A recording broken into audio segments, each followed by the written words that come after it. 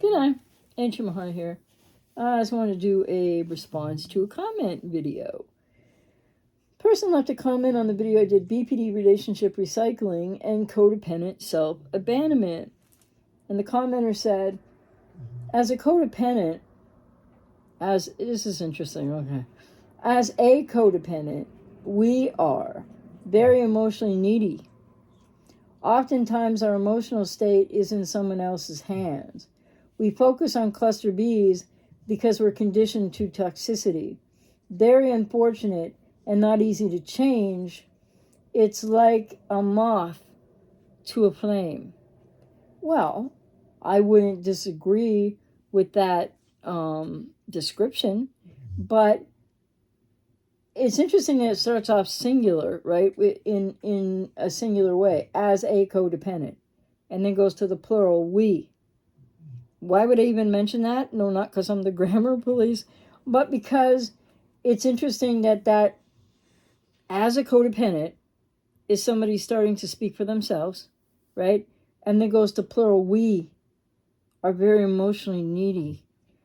Because sometimes even people with codependency have a tough time saying I, right? Really understanding what one is describing accurately as this commenter does and owning it, right? Putting the I that is you to the experience, to the growing awareness, and to this comment. So yes, people with codependency are in their own ways, to their own degrees, often very needy. And again, that's childhood woundedness as well, right? And maybe not as needy as people with BPD, but again, there are overlaps between codependency and BPD, codependency, BPD, and dependent personality. So people with codependency can often, it depends. People that have codependency severely versus significantly or moderately, you can have you have learned in childhood, because you haven't had all your needs met, that you need to please someone else in order to matter, to be seen, to be heard, or to have a chance at it. Maybe that didn't even happen. That maybe you had parents that were, or a parent that was emotionally unavailable, but that might recognize, or they put a lot of value on pushing you to achieve, to accomplish. And you were doing that because you're a kid who's trying to do what your parent is telling you, or your parents are telling you, and you're trying to please them. And it starts codependency for so many people in so many different ways in childhood. And it does create a neediness, because it can be neglect, it can be an emotionally unavailable parent, it can be a cluster B parent or two, it can be all kinds of different circumstances in childhood. And a lot of people with codependency say, I don't know how I could be a codependent, or yeah, maybe I'm a codependent because, yeah, I'm trying to get out of this relationship with a borderline, but I don't know, I can't do it. And like, will they contact the limbo place, right? For codependence, with what's the borderline doing now? Like, am I finally discarded? Is this just a ghosting? What is it? What's happening, right? But the thing is, so this neediness in codependency means exactly what this commenter said. Often, but it can be pretty much full time, in interpersonal relationships. Our emotional state is in someone else's hands. And just think for a second about how that overlaps with people with BPD, but it's not the same. But it is kind of too close for comfort, if you know what I mean. Codependency is a formidable mental health challenge. Only because codependency overlaps so much, said the APA in the mid-'80s, with BPD and dependent personality from cluster C, did codependency not end up as codependent personality disorder in the DSM. So I'm not saying it's a personality disorder, okay? But it's close. It's close. It's childhood adverse experience to where there is a degree of loss of self, not the same as the borderline or the narcissist. And you lose a part of yourself to various degrees. And there's a false self in people with codependency as well. And so, yes, people with codependency have their emotional states, their needs are being externalized out, often to a cluster B. That's really not a good place to be, right? It's not really a healthy situation because you're not going to get anything back emotionally or any mutuality or reciprocity. And so this commenter said, we focus on cluster Bs because we are conditioned, basically you could say, to that. Well, yes, but I guess the real question about that is, so what are you going to do about that? Right? Because that's the whole reason that people with codependency, they don't need the 12 steps of Codependence Anonymous. No, you need therapy. You need to work with someone like myself, if I resonate with you. I'm an expert in this area. I've been working for almost 33 years to help people heal and recover, survive the BPD relationship breakup, do the family of origin work, etc., the wounded inner child, and actually recover from codependency. And what we now know that it really is. And I've known for some time.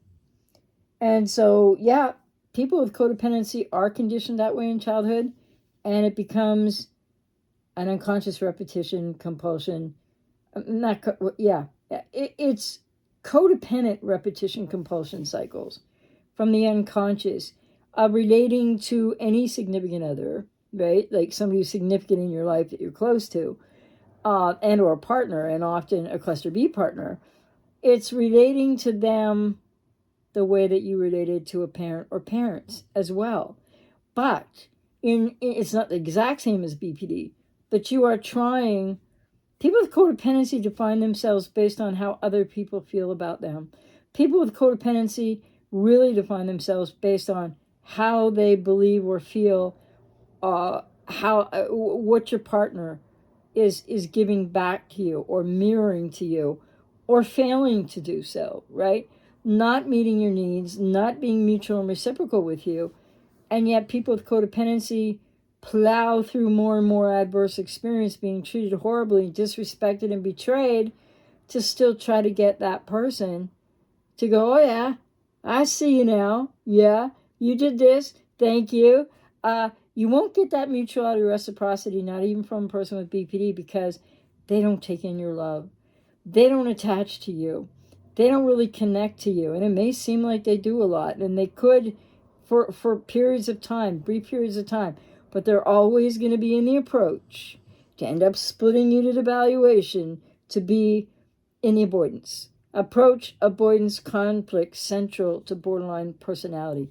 People with codependency, if you have codependency, and you're listening to this or you're watching this because you're like, okay, what have I got to say about this now? I want you to take away this message more than anything.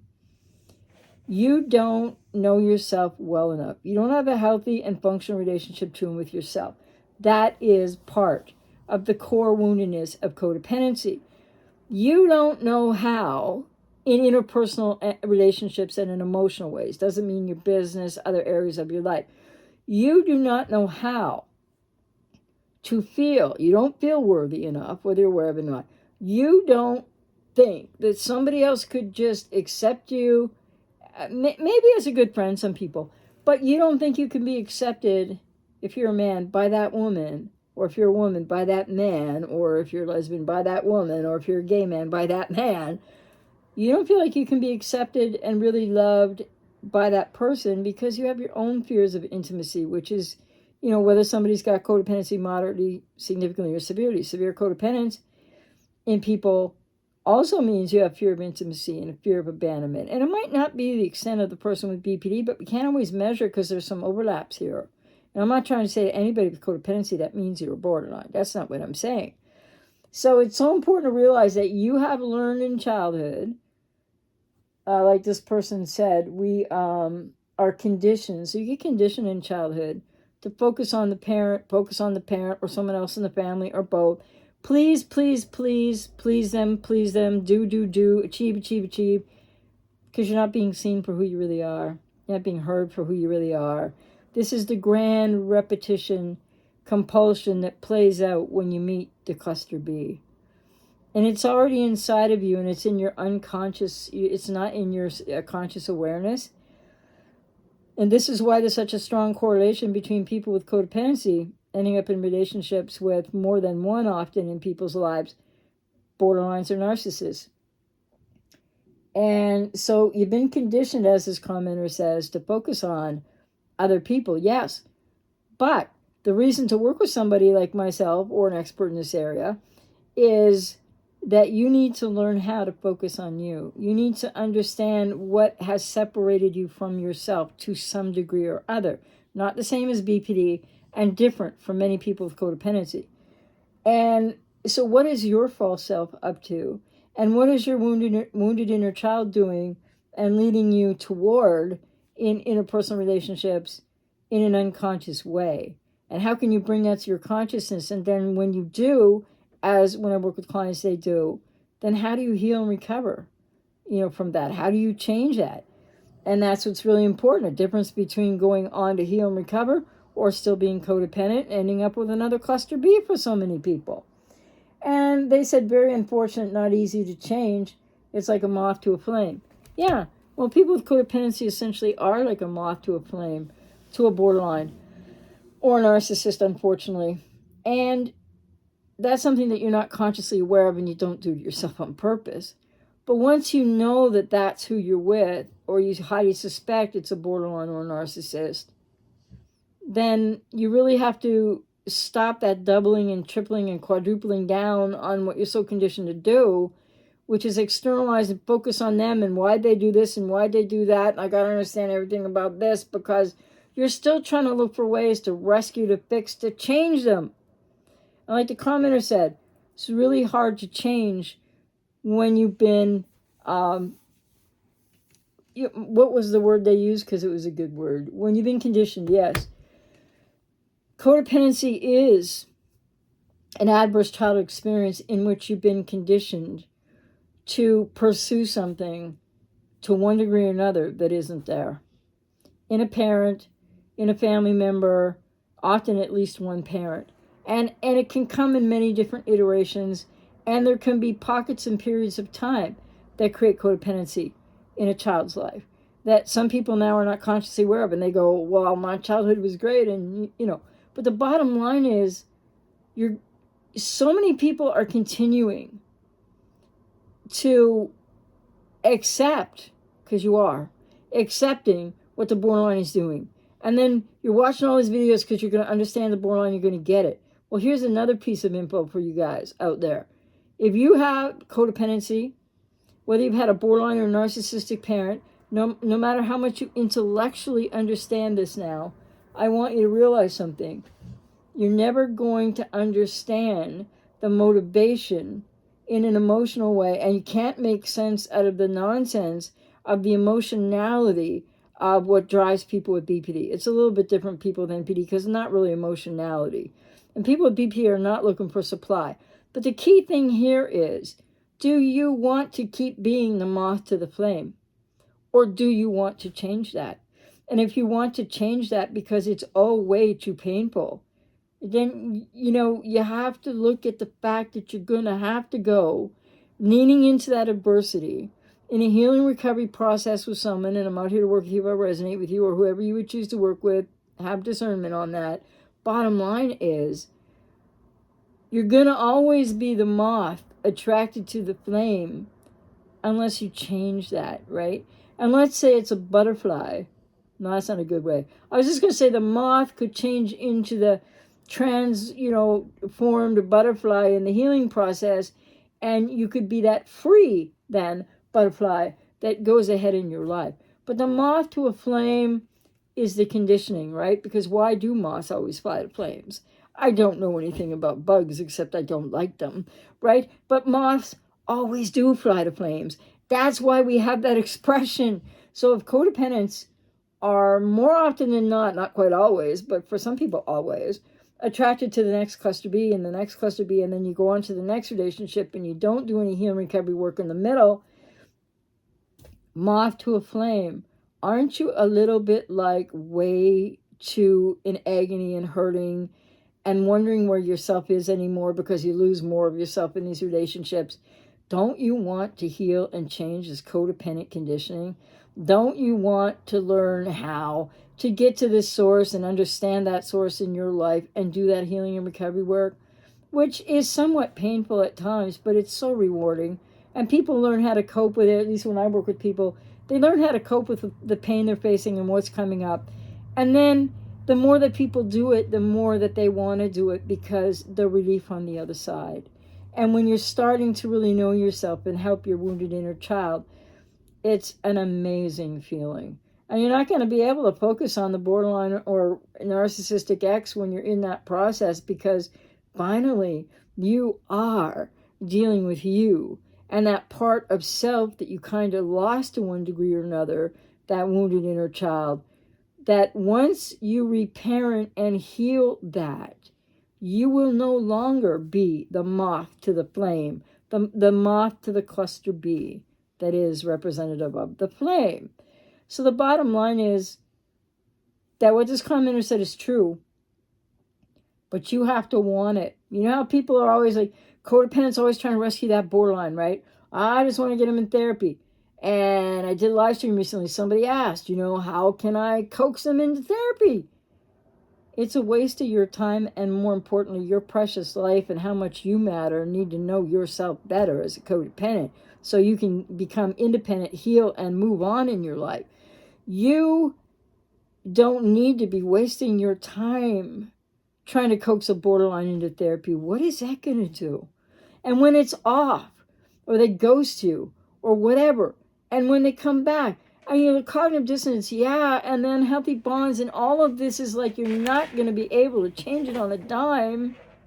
But wouldn't you like to start not being the moth to the flame, moth to the flame, moth to the flame, so that wherever you are in the recycling, the iterations, the revolving door, the I don't know if this is the final discard limbo place, or not, or if you're still in a relationship or you're back trying it again, what you need to know right now as a codependent is that these are your cycles. This is your responsibility once you start to understand this. The borderline isn't making you do all this. The borderline doesn't see you as a god. The borderline is not out to destroy you. The borderline is not thinking that you're going to destroy them. Codependent repetition compulsion cycles of externalizing out to the borderline. And the borderline has repetition compulsion cycles of externalizing out in a different way to the codependent. And what do you have there besides an unhealthy bond and really unhealthy dynamics? You have relational impossibility. It's not going to work out. Why do people with codependency? It's those, repetition compulsion, the conditioning, externalizing out to go to the flame. You're the moth that's going to go to the flame. You're going to go to the flame every time.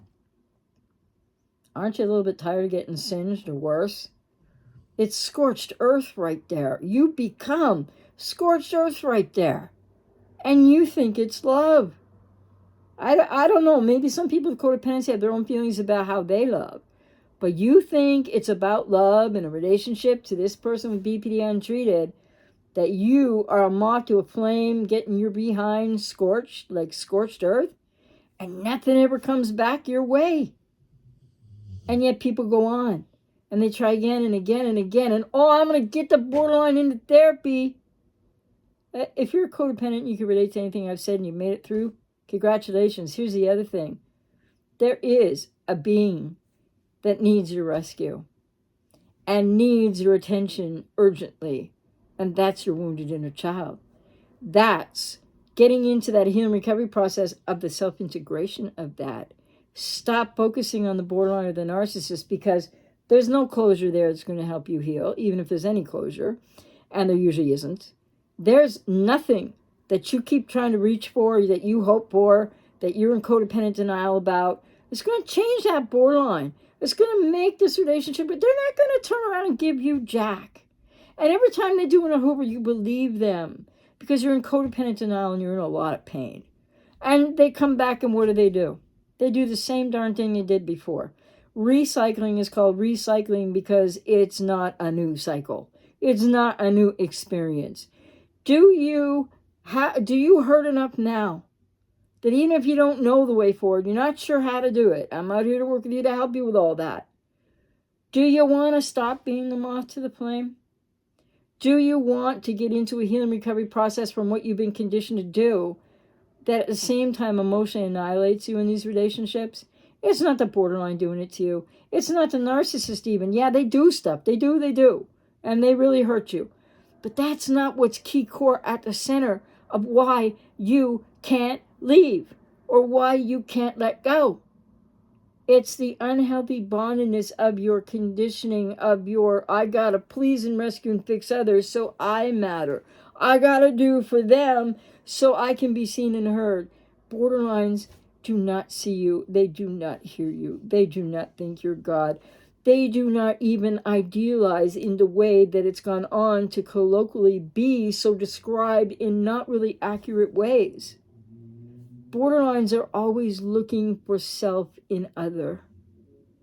And people with codependency are lacking a bit of self, going to lose more self to the borderline. And now what are you needing to find? More of yourself again, who you used to be. And when you knew who you used to be, that wasn't fully you in the first place as a codependent. And the borderline starts from the get-go. I need to see me in you because I don't know. Borderline says, borderline doesn't know who they are. They don't have a self. So all this other information out there, it's all kind of sounds good and everything. I'm not saying everybody's wrong. Of course not. And they say things in different ways. But a lot of the core misinformation out there would have you believe that you had something with a borderline or a narcissist in the first place, which you never did. And it felt like it, didn't it? But who the heck were they anyway? You never had it. And that is what makes it more of a tremendous loss than you had someone and you lost them. Do you still want to be a moth to a flame?